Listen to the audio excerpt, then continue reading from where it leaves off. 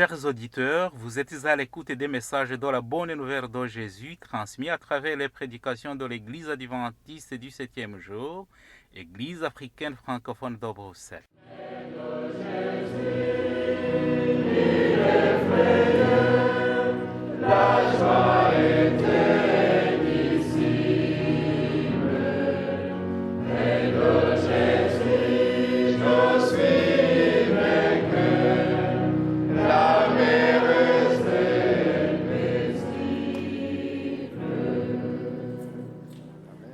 C'est ainsi qu'a commencé la bonne nouvelle de Jésus-Christ, le Fils de Dieu. C'est là ce qui est écrit dans le livre du prophète Ésaïe. J'enverrai mon messager devant toi, il te préparera le chemin. On entend la voix de quelqu'un qui crie dans le désert. Préparez le chemin pour le Seigneur, faites-lui des sentiers droits. Marc chapitre 1, verset 1 à 3. Itangiro ry'ubutumwa bwiza bwa Yesu Kristo, umwana w'Imana. Nk'uko byanditswe n'umuhanuzi Yesaya, ngo nuko ndenda gutuma integuza yanjye mbere yawe, izatunganya inzira yawe. Ijwi ry'urangurira mu butayu, ati nimutunganye inzira z'Uwiteka, mugorore inzira ze. Mariko igice cya mbere, umurongo wa mbere kugeza ku wa gatatu.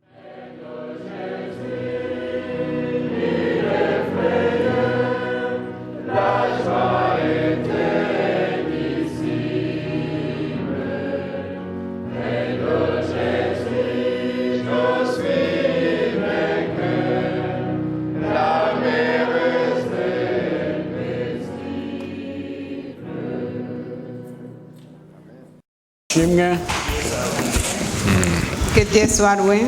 Turashimana rero yongeye kuduha akanya ko kuba turi bazima twese tukaba turi hano. Nous remercions le Seigneur qui nous a donné encore une vie et une santé afin que nous soyons encore ici. Tukaba igihe cyose duhisemo kuza hano tuba duhisemo neza. Nous avons fait un bon choix d'être dans la maison du Seigneur.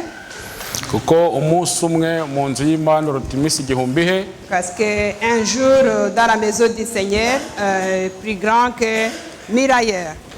Tugireho kurebera hamwe amagambo avuga ngo imvugo igomba kuba ingiro. Imvugo igomba kuba ingiro. Nous allons parler sur la parole qui dit que ce que nous disons doit être mis en œuvre.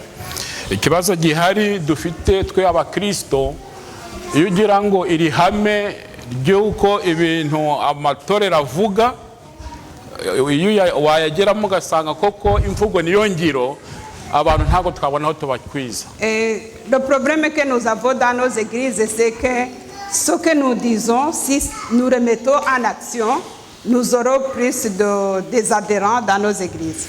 Kuko iyo burya unyegereye, iyo mfanya Bibiliya nkaza hano, ni message mba ntanze mu baturanye ko ndiki ko ndi umukristo nkaza.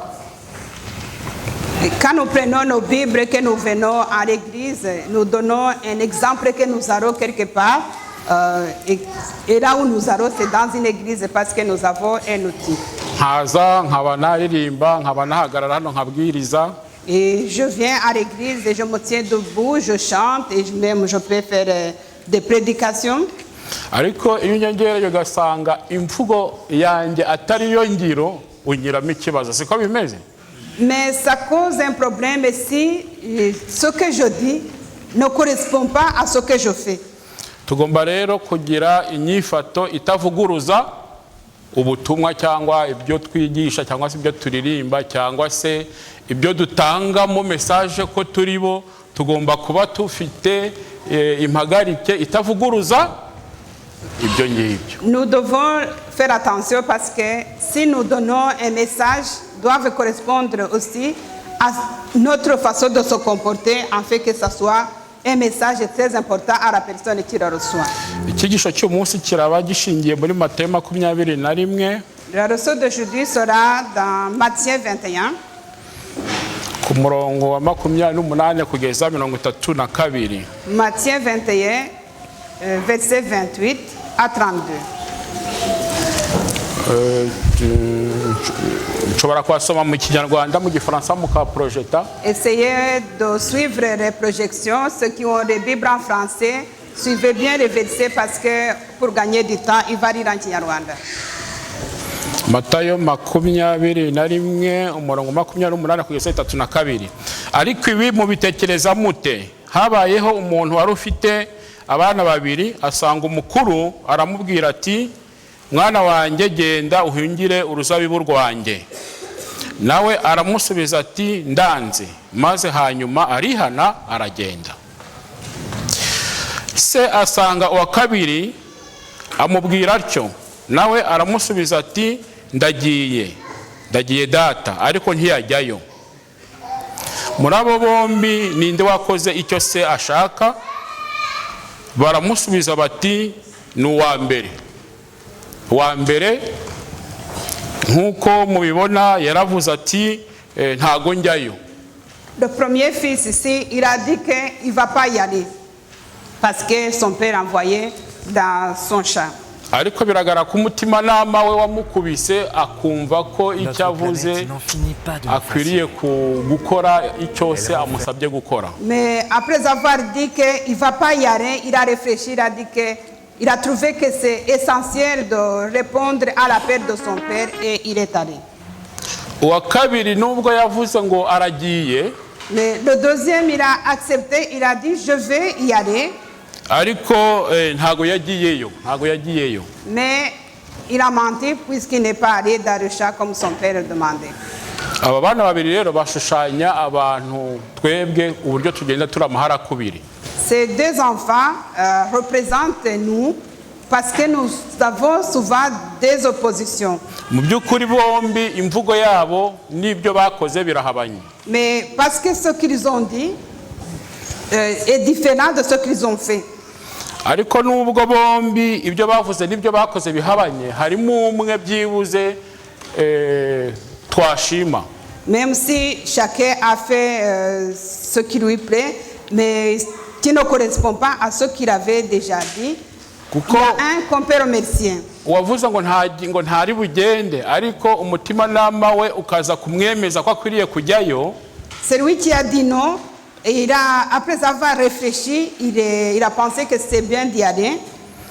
Aruta uwavuze ngo yego ariko umutima nama we ntugire ikintu ukora kugira umushyire mu cyerekezo agomba kujyamo. Si on compare son œuvre à celui qui a dit oui je vais y aller et il n'est pas allé, celui-là qui a dit oui non je n'y vais pas, il a bien fait après. Murumva rero ko kuvuga ibintu maze ntubikore nta gaciro bifite nko kuvuga ibintu kagenza ute ukaba ubihagazemo. Et il faut donner la valeur à ce que nous disons. Si tu dis quelque chose, il vaut mieux le faire. Ntago tugomba kugira impagarike zibeshya. Et ne devait pas avoir des paroles qui sont des mensongères. Kuko muri bihe turimo itero ryasigaye hari bigomba kubiranga. Dans notre période de l'église de fin de temps, nous avons des signes qui doivent nous identifier des autres. Ibintu rero bigomba kuturanga ntago ari amagambo ahubwo ni ibikorwa tugiye kurangwa no gukora icyo tuba twarahamagariwe. Nous devons mettre en œuvre tout ce que nous disons et que ce que nous disons soit manifesté par de bonnes œuvres et c'est ça que notre invitation. Kuko mu byukuri umutima w'umuntu nicyo kintu gikomeye kandi niryo zingiro ry'urugamba rw'iby'umwuka rushingiye. Le combat de l'esprit se passe dans nos cœurs. Kuko Imana ikeneye imitima yacu kuko hariho iby'ubugingo bikomoka. Umuntu iyo yisubiyemo akavuga ko yiyemeje kubaha Imana agira n'inyifato ikwiye. Dieu a besoin de nos cœurs parce que des fois tu peux dire des choses et après avoir réfléchi tu peux avoir des œuvres qui sont différentes de ce que tu as dit. Kuvuga rero mu buryo buri positif cyangwa negatif iyo uvuze cyangwa mvuze ikintu hanyuma nkagenda ukundi ibyo ngibyo ahubwo bica intege umuntu wo turi kumwe nta kintu cy'inkomezi na kimwe bibumuha. Si tu donnes un message et que tu fais le contraire de ce message que tu as donné aux autres, ça ne donne pas la force aux autres d'avancer, mais au contraire ça fait ça leur fait reculer ou se poser des questions de quoi est-ce qu'il parle et pourquoi il ne fait pas comme il dit. kuza gusenga rero ni byiza. Venir à l'église, c'est important et c'est bien. Kuhagera tukagira ibyo dukora, kuririmba, waba umudiakono ugakora inshingano zawe ni byiza. Et venir aussi faire différentes fonctions dans l'église, c'est aussi bien. Gushima Imana turirimba n'ibindi byose twakora nabyo ntago ari bibi. Et on pouvait aussi remercier notre Seigneur en chantant et en faisant les petites fonctions de l'église, c'est bien. Iyo bitandukanye ibyo nerekana iyo bitandukanye n'ibiri mu mutima wanjye. Mais tout ce que nous montrons aux yeux des autres, si c'est différent de ce qui est à l'intérieur de nous-mêmes, nta muntu n'umwe bishobora gufasha. ça ne peut pas aider, ça ne peut aider personne. Icyo kirandeba nawe kirakureba. Ça ça me regarde, c'est vraiment une analyse qui me regarde et qui regarde aussi chacun de nous. Mu ishuri ryacu ry'igifaransa dukunda kubigarukaho cyane ikintu cyitwa cohérence. Et dans notre groupe de l'école du sabbat en français, on essaie de revenir sur ça, d'essayer de faire la cohérence de ce que nous disons et de ce que nous faisons. Kuko iyo usezeranye n'umuntu ikintu uyu munsi, et si je donne une promesse à une personne aujourd'hui, mukabyumvikanaho mukumvikana mu buryo biri bugende, et vous donnez un accord à suivre absolument, hanyuma mu minsi iri imbere ugasanga wenda wa muntu yarahinduye kuri cya kintu n'undi muntu, et que dans les jours à venir tu vois que la personne, ce qu'il a dit autrefois, il a changé de position. ari uwo hanze ntabwo byagutangaza. Si c'est une personne qui est en dehors de l'église, c'est pas étonnant. ariko ari umukristo wabyibazaho wagira ikibazo. Si c'est quelqu'un qui fait partie de notre église, qui fait partie de l'église ou qui se dit chrétien, ça peut poser des questions. Reka mbaye nk'urugero. Je vais vous donner un exemple. Ni urw'abantu bombi babi nk'uko n'aba bavuze ibintu ariko ntibagakora ibihabanye n'ibyo bavuze. C'est un exemple de deux personnes qui n'étaient pas bons. Hari abantu burya batogota. Batogota. Il y a beaucoup de personnes qui sont charreux ou qui parlent beaucoup. Abantu bavugana ubukana ukagira ngo inzira arayi. Ah oui, il parle de personnes qui savent bien parler avec force, qui essaient de vous convaincre dans ce qu'ils disent. Ariko no gutogota nuko nshobora kukumerera nabi ukamera nkaho ngiye kugunyuza muri radirisha. Ah oui, voilà, c'est vraiment, il va essayer de te convaincre, mais en étant méchant, je crois. Oui. Oui. Brutalité, oui. Et avec une brutalité, et que même en te parlant, tu as envie de reculer. Et quand il te dit qu'il va te tuer, il vaut mieux que tu commences à fuir.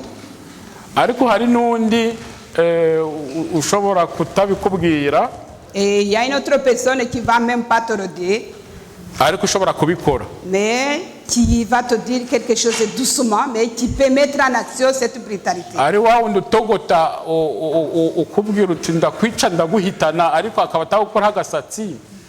Nundi uri smart udashobora kukubwira ibintu nk'ibyo ariko akaba mu mutima yabigukorera wahita monde. Et si entre les deux personnes là, la personne qui va te parler avec force et même avec brutalité qui te donne envie de fuir, et l'autre personne qui va te parler doucement, avec calme, mais qui est capable de mettre en action ce que l'autre qui a dit en brutalité l'a dit. Le cœur est plus méchant.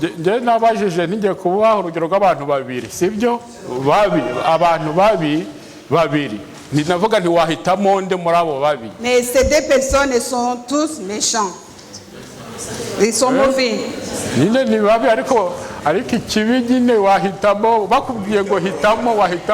Alors on peut se poser la question est celle-ci. Parmi les deux personnes là qui sont toujours mauvaises, laquelle vous choisirez?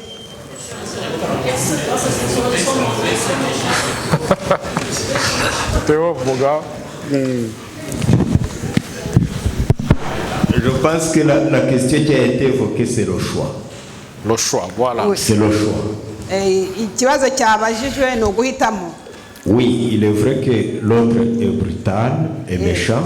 uwo ngo wa mbere afite ubukana mais il ne va pas me tuer. kandi nta nubwo ashobora no kungira nabi.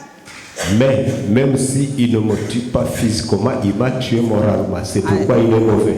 Même si niba atanyishe mu buryo bwo kuntera cyangwa se kunyica ngo abikire mu bikorwa, mu ntekerezo ze yamaze kundangiza. Mais l'autre ne me dit rien et il me tue. Ariko wa wundi nawe abivuze yitonze, ariko niho hahandi yabikize mu bikorwa kuko noneho we yabikoze. Après la mort, je ne sais rien faire. Nyuma y'urupfu nta kintu ushobora gukora nyuma y'ibyo byose. Je préfère rester handicapé mentalement que mourir. Merci. Nyuma rero ari uguhitamo bose bapfuye, icyahitamo aravuga ati nahitamo kusigara ndi ikimuga ntariko ntapfuye. icyo urwo rugero wenda dufasha duhereyeho ni ukumvikanisha ko nubwo turi babi. Cet exemple là sur lequel nous avons commencé, c'est pour nous montrer que nous sommes mauvais. Kuko Yesu aravuga ati muri Bibiliya tusoma ko Yesu niyerekanwa tuzasa nawe. Les Saintes Écritures nous dit que quand Jésus va revenir, on va ressembler à Jésus. Kandi Yesu yanze kwitwa mwiza ngo mwigishwa mwiza no umwiza ni. Et quand on l'a appelé le maître beau, il a dit non, je ne suis pas beau. Il a refusé d'être le beau maître. Ariko nubwo bimeze bityo umukristo agomba kugira le fond iri mu Mana. Mais même si c'est comme ça, nous devons avoir un cœur qui est vraiment intégré, qui est vraiment enfoncé dans des pensées de Dieu. Nubwo burakari bwagusabiranya ariko hari limite. Même si on peut être en colère, on peut avoir des limites. Naho iyo upashije ukajya muri execution mu bikorwa ibyo ni autre nukuvuga ngo nta mutima namugira. Si nous dépassons notre colère intérieure et que nous mettons en action notre colère, ça c'est un peu difficile. Nukuvuga ngo buri muntu wese akwiriye kujya yisubiramo mu bintu agiye gukora. Ça veut dire que si nous avons été en colère, il faut, ou bien ce que nous avons dit, il faut un peu réfléchir en nous-mêmes. Kugira ngo agire igaruriro. Dans ce que nous allons faire, en fait d'avoir une correction. Kuko ubayeho ufunctiona ibikuje mukora gutyo gusa nta mutima namo bufite ngo urebe ingaruka z'ibintu giye gushyira mu bikorwa aho bishobora kukugeza. Des personnes qui agissent brutalement à ce qui viennent dans nos pensées, ça sera un peu difficile. Muri iki gihe rero giheruka hari inyifato dusabwa kugira. Dans ces derniers jours, nous devons avoir des comportements qui sont représentatifs. Kugira ngo tuzagire nicyo tumarira abafite icyo badutegerejeho. En fait d'avoir une valeur ou bien d'être utile aux autres personnes qui attendent beaucoup de nous. Kuko mu bintu byose bigaragara n'impamvu uri hano n'impamvu usenga nuko Imana ikwiyereka nk'Imana igira ite? Imana ya compassion, Imana ikwitaho, Imana utakambira ikakumva ikagira icyo ikora, Imana ifite amatwi ikumva ikaba yakora ukabibona. Nous sommes ici parce que nous prions un Dieu qui nous écoute, qui nous pardonne et qui est toujours là à répondre à nos supplications. Rero twebwe dufite abantu baba batuzengurutse uri nk'umukristo umuntu afite icyagutegerejeho ntakibone ari nko mu kibazo akabona nta mpuwe umufitiye. Si nous sommes entourés par des personnes qui entendent beaucoup de nous en tant que chrétiens, des personnes de l'extérieur attendent beaucoup de choses à nous, mais si nous ne donnons rien et que nous ne produisons rien pour ces personnes qui sont autour de nous, ugufata Bibiliya ngo ugiye kuyimusomera ntacyo byamumarira. Ça ne sert à rien de venir avec la Bible, je vais vous lire les passages. Ibyo tubyemeranyaho. Mais ko gusomera abantu Bibiliya atari byo bizabahindura. Est-ce que vous êtes d'accord que lire la Bible aux personnes qui sont dans les difficultés ne peuvent pas les changer? Kohereza verse ngo rwa mbere rw'Abami igice cya 18 umurongo wa 3 n'uwa 4 ukabyandika ukabyohereza ibyo ngibyo ntago ari bibi. Mais si une personne est en difficulté et que tu renvoies un verset quelconque, c'est pas mauvais. Ariko nimbona ndi mu kibazo nkabona ko umuvandimwe yambaye urukweto rwanjye ko yanyumvise ko ari kugira icyo abikoraho. Mais si j'ai un problème que la personne a besoin de mon aide ou bien qu'il a bénéficié de mon aide, icyo gihe niyo atansomera bibiliya igikorwa cye kizaba mu mutima wanjye ntabwo kizigera ni bibiliya ivuga idashobora gutsibangana mu mutima wanjye. même si vous ne lisez pas ou bien si vous n'envoyez pas ces messages, l'action que vous avez fait à la personne qui a besoin de vous, c'est très important que de renvoyer son message. Kuko Imana ni Imana ya compassion, ni Imana igira impuhwe. Notre Dieu c'est un Dieu de patience et de compassion. Tubona muri bibiliya ahantu henshi abantu bagiye bagira umutima w'impuhwe Imana ikagira ite ikabibahera umugisha. Nous avons plusieurs exemples dans la Bible où des personnes qui ont déjà eu la patience et la compassion et que Dieu les a récompensés. Kandi burya umutima w'impuhwe ugendana n'umutima w'iki? W'imbabazi n'umutima w'urukundo. Ntago wababarira udakunda, ntiwababarira nyine udafite izo mpuhwe. Ça veut dire que si tu as un cœur de compassion, tu vas avoir aussi le pardon et tu vas avoir aussi cet amour envers la personne à qui tu as cette compassion. Ibihabanye n'ibyo byose ntago ari iki, ntago ari Imana. Ce qui diffère de tous ces dons, ça vient pas de Dieu et c'est pas un don de Dieu. Twari tujya gufata ingero nk'abari abantu bababyaza umwami w'Egiputa yari yategetse ngo umwana wese uvuka w'Umwegiputa bamwice w'umuhungu. Si nous prenons l'exemple des dames accouchées dans le pays d'Égypte, vous vous rappelez à la naissance de Moïse, et qu'elles avaient reçu l'ordre de tuer tous les garçons qui naissaient dans cette période-là. Umwami avuga ati ubu bwoko ndabona bushobora kuturuta bugakomera. Le roi, il avait déjà ressenti que ce peuple d'Israël, en s'agrandissant, il va être plus fort et les renverser. Ariko ntago babishyize mu bikorwa kandi bashoboraga no gupfa. Mais alors les femmes accouchées là, qui avaient cet ordre de tuer tous les garçons qui naissaient dans le peuple des Juifs à ce moment-là, ils n'ont pas fait, tout le monde n'a pas fait cette demande. Mais il y en avait qui le faisaient, mais ce n'était pas vraiment des personnes qui avaient cette compassion.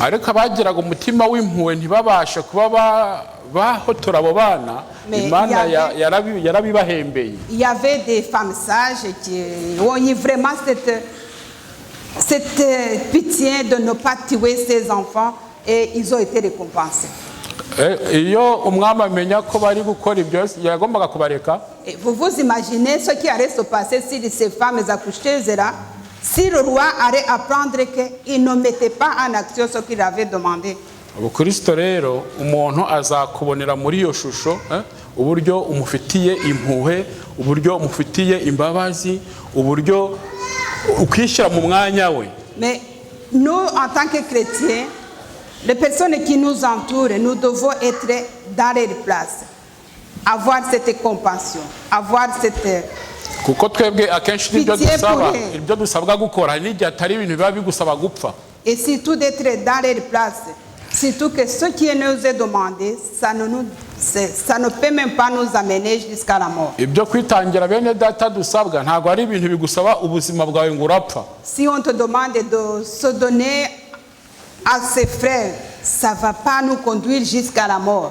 Uko dufashe nuriya mugabo Obadiya dukunda kuvuga wahisha abahanuzi 50 akabagaburira umutsima n'amazi. Prenons l'exemple de son monsieur Obadiya qui a caché 50 prophètes et qui les a cachés. Yezebeli yarabicaga nabo bagombaga gupfa. Yezebeli avait donné l'ordre de tuer tous les prophètes, mais Obadiya a fait le contraire. Il a caché 50 prophètes. Il a caché 100, Obadiya a caché 100 prophètes. Mais Yezebeli yabagiriye impuhwe abantu b'Imana tubabonana umutima w'impuhwe. Obadiya a eu cette cœur de compassion envers les prophètes. Icyo wifuza kutakorerwa ntukagikorera undi. Et nous aussi, nous avons cette invitation qui nous dit que ce que nous ne voulons pas faire aux autres, nous ne pouvons pas aussi. Ce que nous ne voulons pas qu'on fasse de nous, nous ne pouvons pas le faire aussi aux autres. Le reste, c'est un mensonge.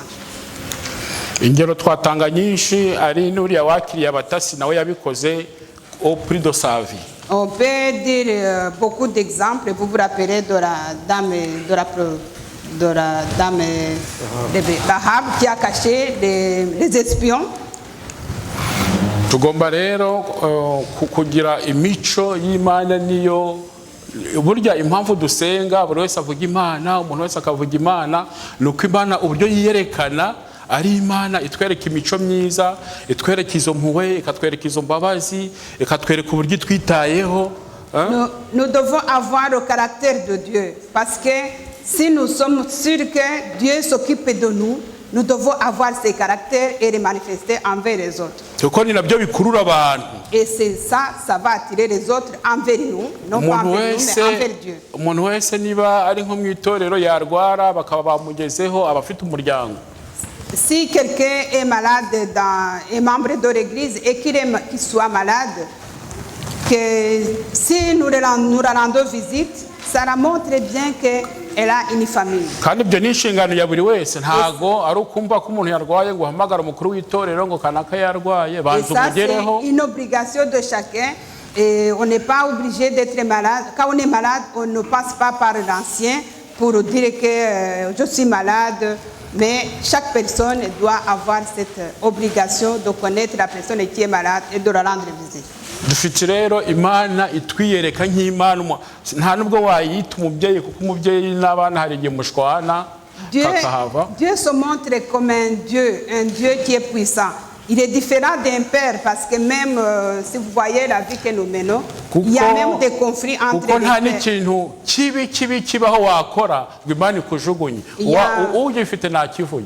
Il y a même des conflits. Wakora ikintu kibi Imana ikakubwira uti tubyaranyabo, keretse gutuka umwuka wera, icyo ni ikindi kindi. Oui, comme on dit, il y a même des conflits entre les pères et les enfants. Mais Dieu, c'est un Dieu, il n'y a rien que tu peux faire que Dieu ne va pas te pardonner, surtout quand tu demandes pardon. Umuntu ufite ikintu rwose yavuga ati uramutse ugize gutya n'Imana biba birangiye ntakivuge. Il n'y a rien qui peut vraiment te séparer, qui peut nous séparer de notre Dieu.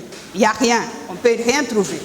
Imana ni Imana itanga buri gihe amahirwe, keretse habayeho kwinangira ku mutima wawe. Dieu donne cette chance à chacun. Surtout quand tu es prêt à donner ton cœur. Imana itanga amahirwe yo gutangira urugendo. Niyo mpamvu ibintu by'agakiza ari iby'Imana ubwayo bitagerwa n'iki n'umuntu. Dieu donne la chance de commencer une nouvelle route. Et c'est pour ça cette chance, c'est Dieu qui la donne, c'est pas vraiment toi qui vas la forcer. C'est Dieu qui donne cette chance de commencer ta route et d'avancer. Kuko Yesu aracicaye ku ntebe y'imbabazi, uyu munsi uyumusanze arakwakira nk'umwana w'ikirara, ntago avangwa tungwavuga ibyahe n'ibyahe ngo agukorere dosiye igucisha umutwe. Jésus-Christ est toujours là, il attend ton pardon, il va même pas t'abandonner, il va même pas te repousser. Ku rundi ruhande kandi Imana ntijya ruswa, nta kintu cyiza ufite wazana imbere yayo ku buryo yaguha agakiza ngo wakizana ngo kirate Mana nagize gutya. Il n'y a rien que tu peux présenter, quelque chose que tu as bien fait, tu vas présenter à Dieu, voilà, Dieu, j'ai fait ça, alors je mérite ton pardon parce que j'ai fait ça. Dieu ne reçoit pas des cadeaux, mais seulement le cadeau du cœur. Kubera ko nibyo twakiranutse byose ni nk'ubushwambagara bufite iki. Mais tous nos péchés, c'est comme des déchets, des vêtements déchirés. Niyo mpamvu udashobora usanga hari ibibazo bibaho ngo nakugiriye gutya, nagukoreye ibi, nakugiriye ibi, nakugiriye ibi. Nous les chrétiens, des fois, on énumère tout ce qu'on a fait de bon ou de bien. Nkumva ko niba narabigukoreye ugomba kunsenga. Et que des fois, tu penses que tu deviens une personne très importante envers la personne à qui tu as fait autant de choses que tu peux éliminer. Ariko arazi ko umuntu akugiriye neza akabyirata adahari ntabwo Imana yabura kukugirira neza. Yabaye igikoresho cy'Imana ikadahari Imana yakoresha undi.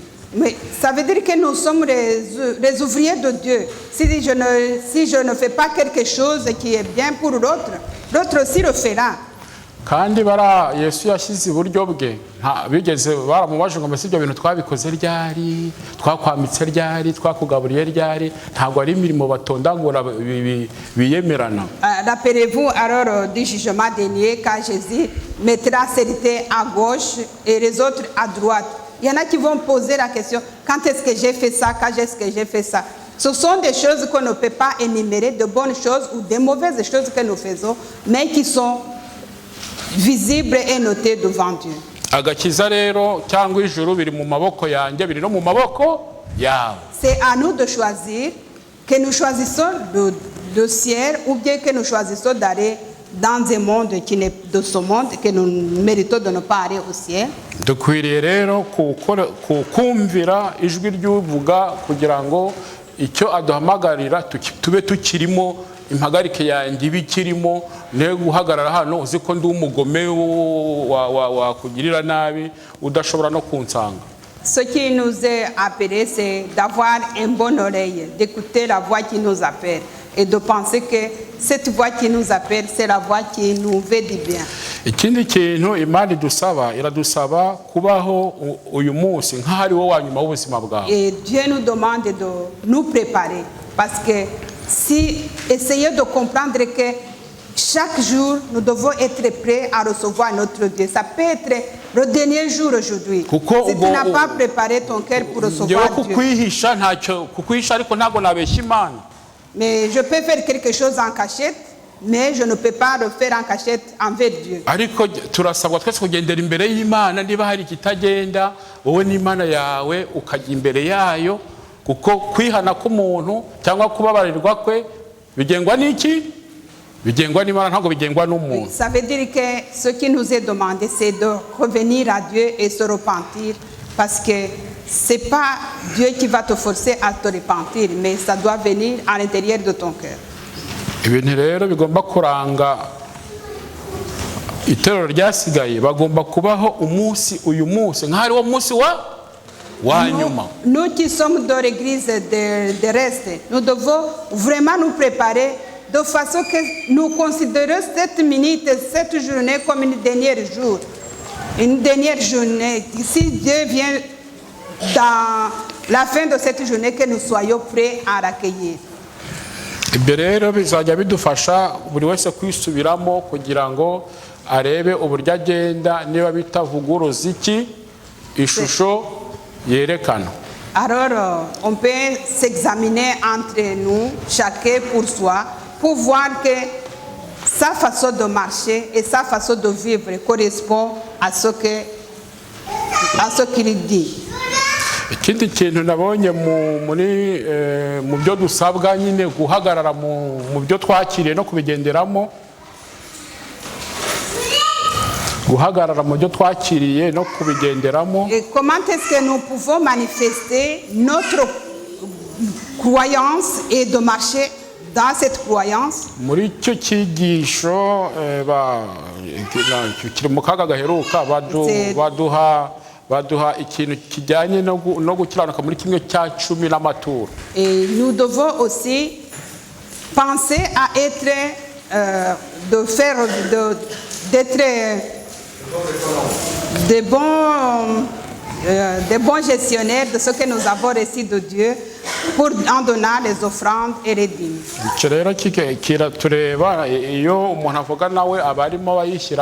Et ça regarde chacun de nous.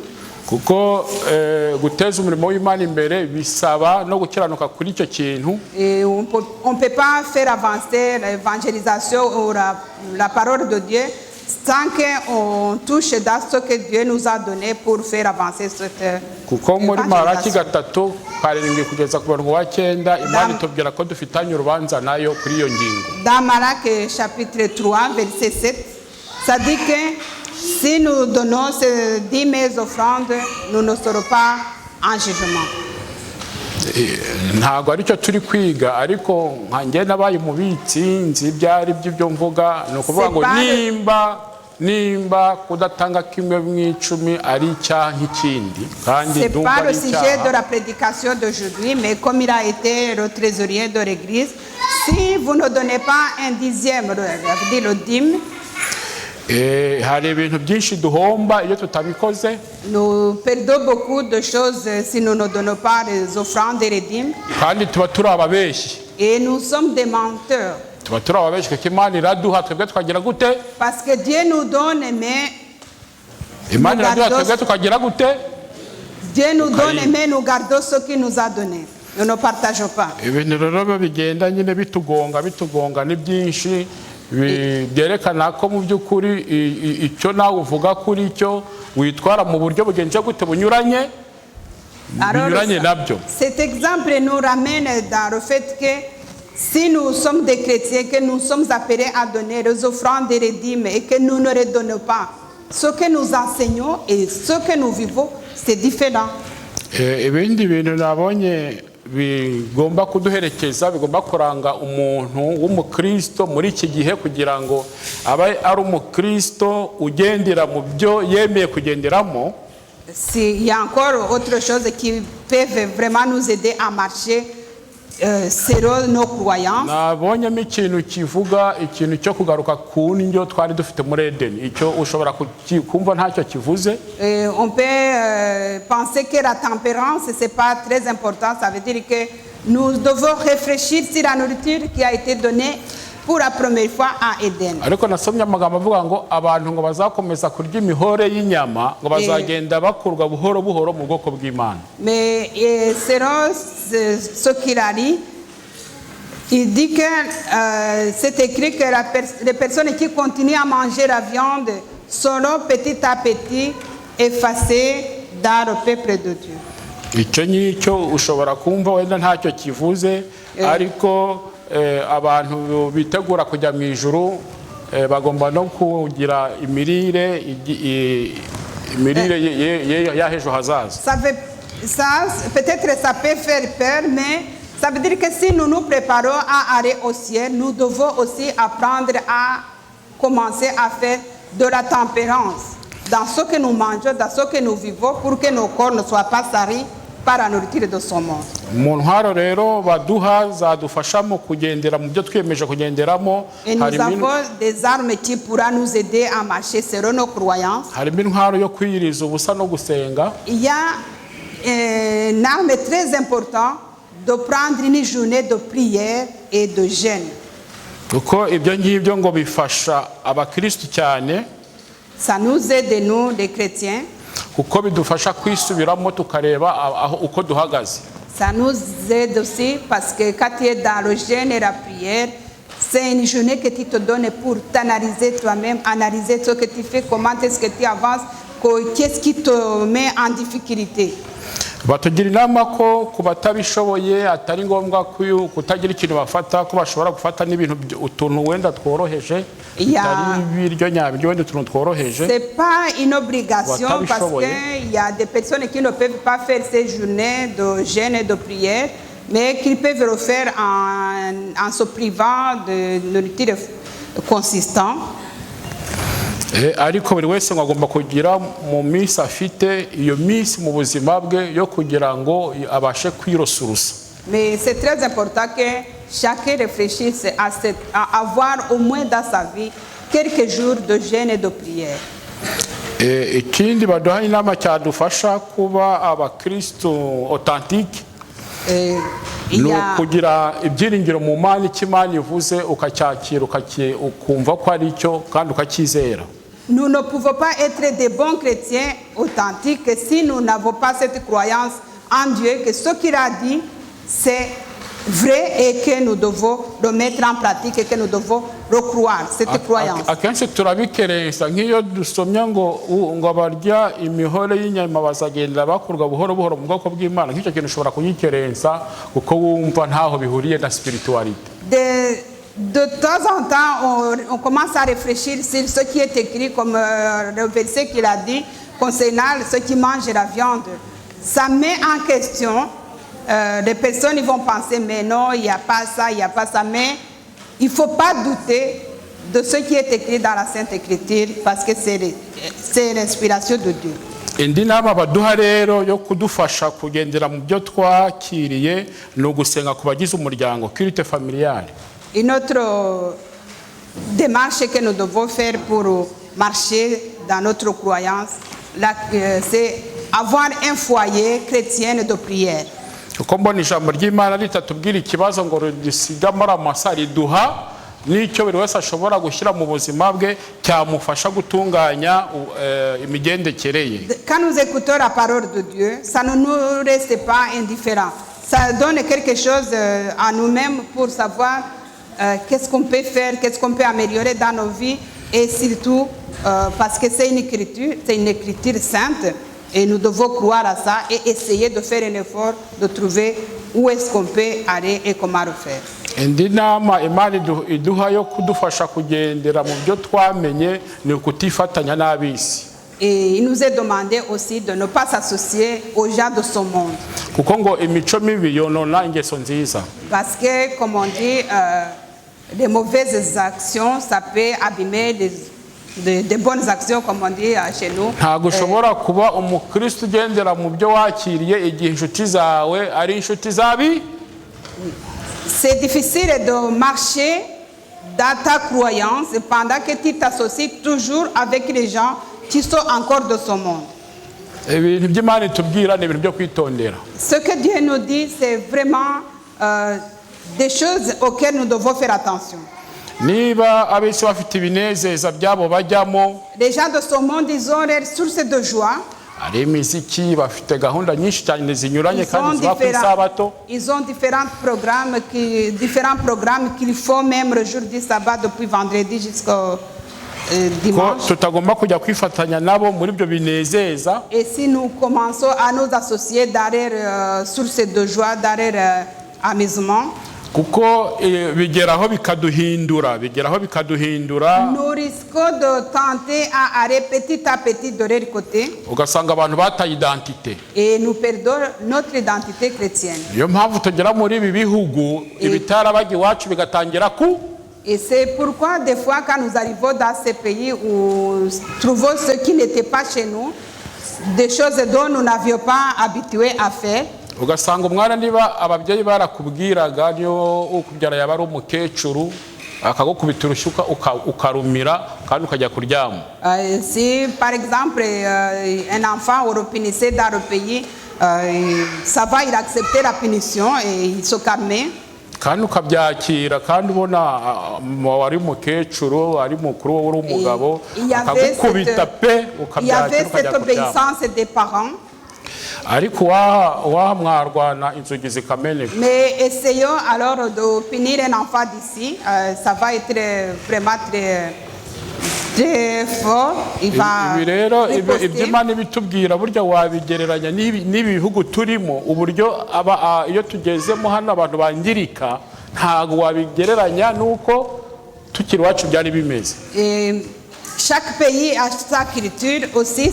Il y a des cultures qui favorisent aussi l'avancement de la parole de Dieu. Mais quand il commence à arriver dans les pays où les lois, les ordres, tout ce qui favorise de s'associer de ce monde, c'est différent. Ça va aussi risquer de nous changer. Batubwira ibintu byinshi ariko ku bindi bintu bibiri narangirizaho batugiramo inama hari. Il y a beaucoup de procédures, beaucoup de différentes marches que nous pouvons faire en fait de rester dans notre croyance. Ikibanziriza cya nyuma hari ugukorera mu bumwe kw'abagize itorero cyangwa kw'abagize umuryango. Mais ce qui est très important aujourd'hui, c'est d'avoir l'unité de l'église et l'unité familiale. Icyo kintu cyo gukorera mu bumwe ngo abantu buri wese agomba kwirinda kuzana ibitandukanya abantu. Mais chacun va essayer de ne pas s'aimer la zizanie. Kuzana ahubwo akaza akavuga ibihuza abantu. Et surtout essayer de dire, de parler ou de chercher des choses qui mettent les personnes en commun, qui les mettent ensemble pour un même but.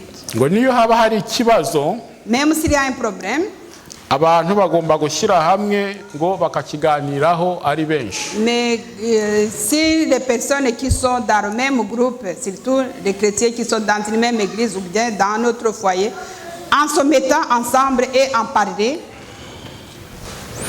rero ibyo byose bidufasha kugumana ishusho y'Imana aho turi. nous restons toujours dans cette image de Dieu qui doit rester en nous, qui doit nous manifester partout où nous sommes. kuko uramutse ugeze mu itorero ugasanga abantu bari kuryagagurana nk'ibyo tubona ku tuvidewo tugenda tutugeraho mbese rero hari warigumamo. Et alors imaginez-vous si vous arrivez dans une église où les gens ne sont pas unis, commencent à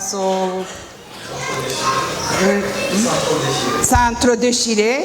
Cette église ne te donne pas même l'envie de rester dedans.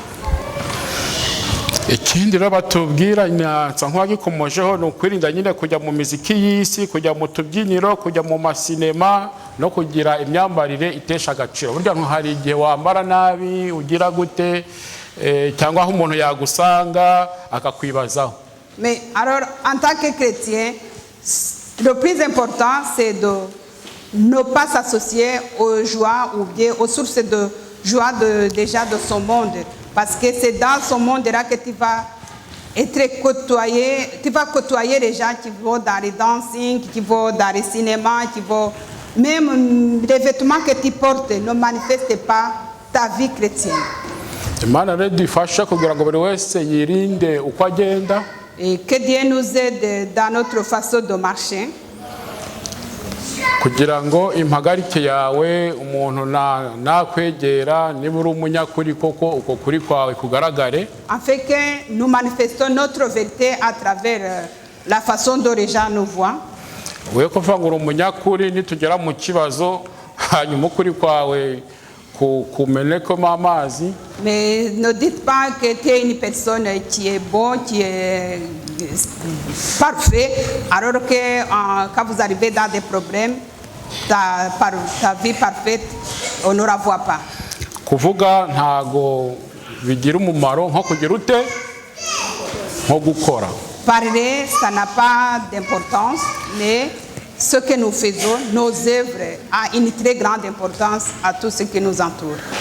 Mbere yuko tubona indirimbo nasabye ko badushyiriraho niba bayibonye. Avant qu'on projette un chant que j'ai demandé, twese dushobora guhagurukira aho turi. on peut se lever chacun à sa place. Umuntu wumva asaba Imana kugira ngo mu by'ukuri he kuba ibinyuranye mu buzima bwe. Et s'il y a quelqu'un qui demande à Dieu qu'il fasse la différence dans sa vie, dans sa façon de vivre. Ko twese dushaka kugira identité mu by'ukuri y'abavugabutumwa ntitube abantu tuba turi critique mu buryo bumwe cyangwa ubundi. Parce que nous voulons avoir cette identité de personnes qui sont chrétiennes et qui marchent dans la vie de chrétienté.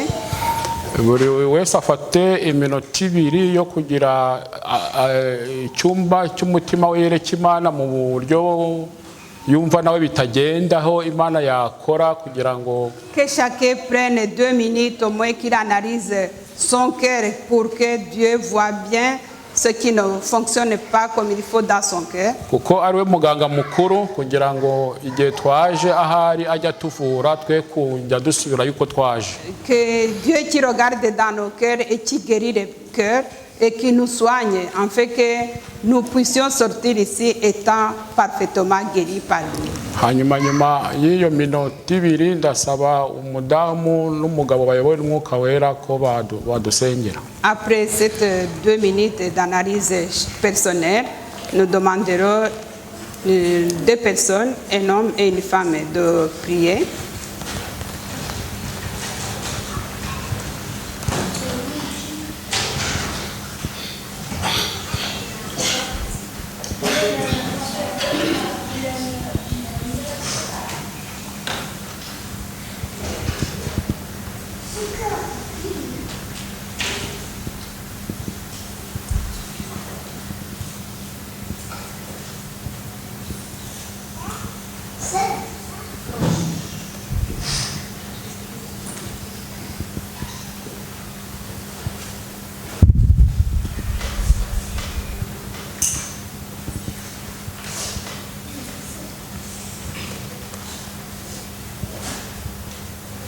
Éternel notre Dieu, nous venons voir combien nous ne sommes pas dignes. Des fois, on peut se considérer comme des blasphémateurs envers ta parole. alors que nous t'avons connu, alors que nous t'avons accueilli dans nos cœurs. Fais que nous puissions vivre une vie qui reflète ta présence au milieu de nous. Et que d'emblée, nous devons être compatissants et manifester ton amour envers nos prochains. Nous ne pouvons pas sans toi. Nous demandons que le Saint-Esprit qui puisse nous animer en tout temps et en tout lieu. Et que, chers frères et pères, nous puissions vaincre le monde qui nous environne. Et que le jour où tu reviendras, nous serons couronnés de ton succès et vivre dans l'éternité. C'est là dans notre ciel que nous te demandons. Amen. Ni data mwiza kandi munyambabazi, warakoze kwaduhaye mubwiriza yatwibukije ibitagenda neza mu bugingo bwacu. Nukuri nta gushidikanya kuko iminsi isiga nyuma yacu ntabwo twahitwayemo neza. Akenshi tuvuga nabi bagenzi bacu, nkuko yaduhaye urugero rw'abari abantu babiri ushobora kuvuga nabi ugakomeretsa mugenzi wawe, ubundi ukavuga neza ariko ufite umugambi nawe ukomeretsa mugenzi wawe. Abo bantu bose ku bwanjye mbona atari abantu beza, nabo kuturimbuza. Data mwiza ndakwingiza niba byaraturanze utabariye muri aka kanya amazina yacu rekene mu gitabo cy'ubugingo. Nuko nyakubahwa tuje uko turi, turakwinginze tugiye gutaha, ariko nidutandukana buri wese ye kugenda uko yaje, tutahe tunyuzwe n'ijambo ryawe. Nyakubahwa turateguza uko bukeye n'uko bwije, twambaye ubusa ariko data ni wowe ufite nyagasani imyenda myiza yo kutwambika. Tugeze nyagasani muri cya gihe cy'abirawodokiya, ariko data mwiza amahirwe dufite cyangwa impumure dufite nuko turi kumwe nawe, turi kumwe nawe ntacyo twabura. Nuko turakwingiza ngo twambike imyenda myiza. Data mwiza udufungura amaso yacu, utugire ubuntu turebe ikwiriye twe kujya turebe idakwiriye, maze tugirane neza twiteguye kuzaha ubugingo buhoraho ugiye kuzagaruka. Nyakubahwa dusezerera amahoro, utugire neza, uduhindure, uduhe nyagasani mwami kuba imuri ubo tugendana nabo, ubo tubana nabo. Kandi nyakubahwa niba hari ibidutandukanya muri twebwe mu izina rya Yesu bikureho, maze ibiduhuza bari gukomeza nyagasani kugira ngo bibe umurunga wacu nyagasani mwami. Twitegure bidatinze kugira ngo dusangire, tujye dusangira ibyo kurya by'umubiri n'iby'umwuka, ariko twitegure kugira ngo tuzakubone ubwo ugiye kuzagaruka. Amen. Reka duce bugufi data mwiza, ukomeze gushyirwa hejuru ko ariho bikwiriye, kandi byatugira akamaro twese, abana bawe abakuru n'abato. Data mwiza tugira imbabazi, maze ubiduhere ubuntu mu izina ryiza rya Yesu. Amen. Tujya kumva indirimbo nyuma yuko dukomeza gahunda isanzwe.